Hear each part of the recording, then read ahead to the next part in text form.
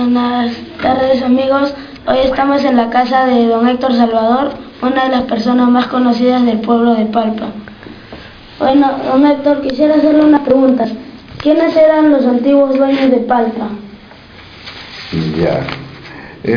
Inicialmente, Francisco Pizarro en 1539 cede lo que es actualmente Palpa.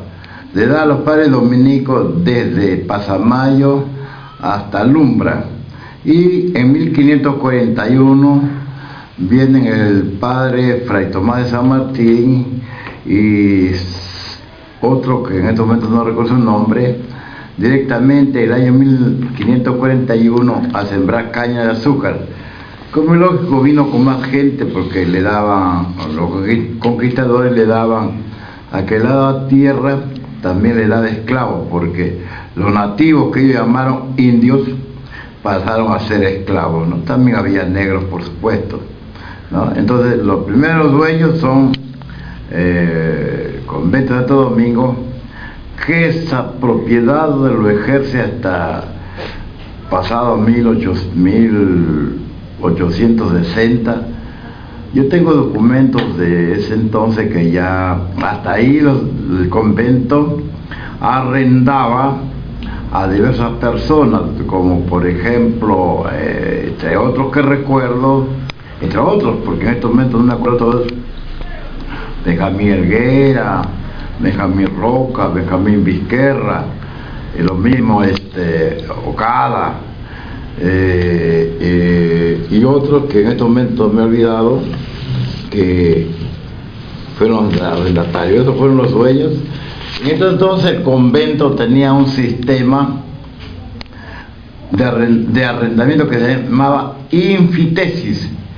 Infitesis es un sistema por el cual en ese tiempo se arrendaba por una vida de 50 años, por la cual, por una cantidad fija de dinero, el convento le daba las tierras por 50 años, una vida, 100 años, 2 vidas, 3 años, 3 vidas. Y había algunas condiciones, no decían venta, pero que al cumplir el periodo volvía a ser propiedad del convento. Separado de eso, el convento reclamaba algunas cosas anuales, como por ejemplo azúcar, había que dar una especie de canon de azúcar para el convento y otras cantidades pequeñas de dinero, ¿no?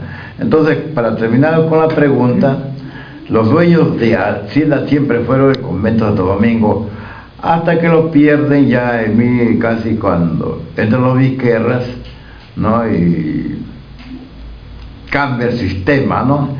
Y ahí pierde el convento, hasta la familia Vizquerra pierde la propiedad, pasa a ser propiedad de Benjamín Vizquerra, ¿no? ¿Y cómo pasó a ser cooperativa el pueblo de Palpa? Los movimientos sociales a partir de 1960 fueron muy fuertes en el Perú. Movimientos sociales, la gente del campo, por sistema de hacienda que era opresivo, había una cultura semifeudal, que era el patrón, era el amo, el rey de toda la hacienda, y su gente, que era un mayordomo, un caporal, eran bastante opresivos. Las horas de trabajo no se cumplían las 8 horas, a pesar que ya a partir de 1880 ya se está instaurando las 8 horas en el mundo, y en el Perú de 1929 ya se aplicaba. En las haciendas eso no se respetaba. Entonces, con los abusos que había, mayormente en la sierra, los campesinos de ese entonces hacían grandes movilizaciones pidiendo la tierra, que cambiara el sistema de hacienda y que pasara a poder de ellos, ¿no? El caso más notable es el 1960 y tantos, donde hay movilizaciones, hay guerrillas, y el gobierno de Verón de Terry da una ley de reforma agraria que lleva ley 15037, que afecta a los yanacones, y que los yanacones siempre y cuando no pasaran de 15 hectáreas para ser dueños de la tierra. Caso más sonado en la convención, donde el Estado compra a la familia Romanville 48.000 hectáreas y la reparte entre mucha gente allá en la convención, ¿no? Como esa ley no había satisfecho la gran mayoría de la gente del campo, el malestar que reinaba en ese entonces por el petróleo, que al haberse cumplido un contrato del Perú con la IPC, la Petroleum Company, hay un malestar en todo el pueblo, ¿no?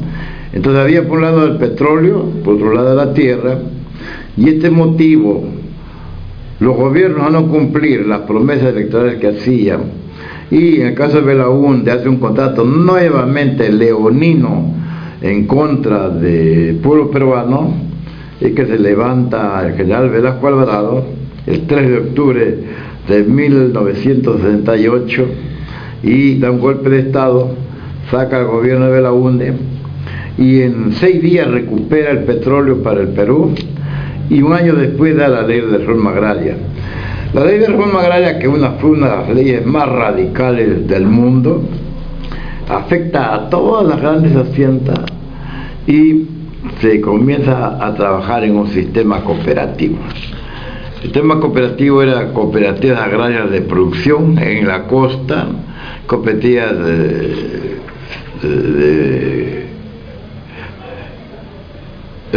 unas se llamaron SAI, que son unas cooperativas muy grandes, como la SAI Cahuí, la SAI Blaive, ¿no? Grandes, otro sistema de explotación de la tierra, pero todo bajo el manejo del campesinado, que ayer había sido obrero y hoy pasaba a ser dueño de la tierra.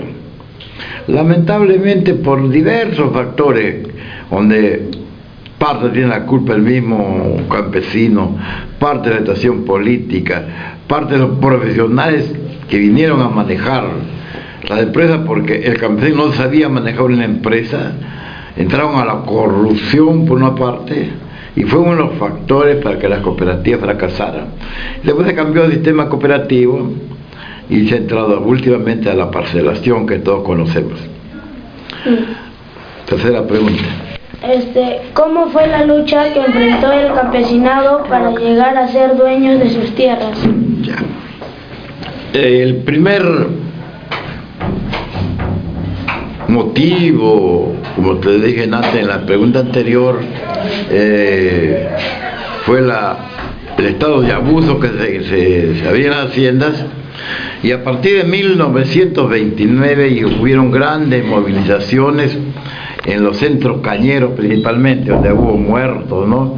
En 1929 hubo una mujer muy valiente en Huacho que se llamó Irene Salvador, por si acaso mi familia, que murió en la entrada de Huacho, ¿no? Y así se estaban levantando, y en la sierra igual, ¿no? La guerrilla se producto también de eso, y entonces siempre el campesino estuvo pidiendo la tierra, y de esa manera logra que, interpretando este sentir el gobierno de Velasco, es que la principal medida que toma para el campo es dos. Una es la ley de reforma agraria, que los grandes haciendas también pasan a la reforma agraria, que es trabajar cooperativa.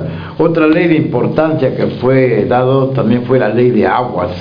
La ley de agua, porque anteriormente los que manejaban el agua eran los estados. La anterior ley estaba diseñada para que el agua fuera manejada por los grandes, y los chicos tenían que pedir el agua a los grandes, ¿no?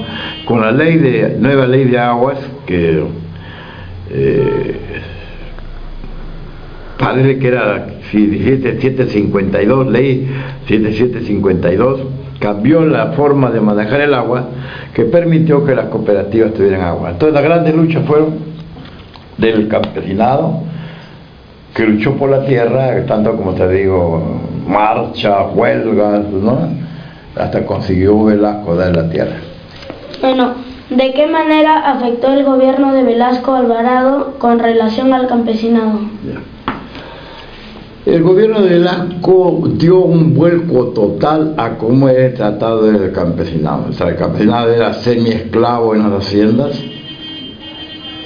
Nunca tenía la razón porque las autoridades trabajaban, por ejemplo, para darle la razón al patrón y no al campesino, ¿no? Yo he sido dirigente desde 1963 y cuando iba al ministerio, por ejemplo, hacía antesala, o sea, me hacían esperar todo el día y a veces no me atendía el funcionario que iba a atender mi caso. Sin embargo, veía que iban hacendados, que en el tiempo entraban con sus botas de cuero, hasta con barro, tenían un clásico sombrero blanco, ¿no?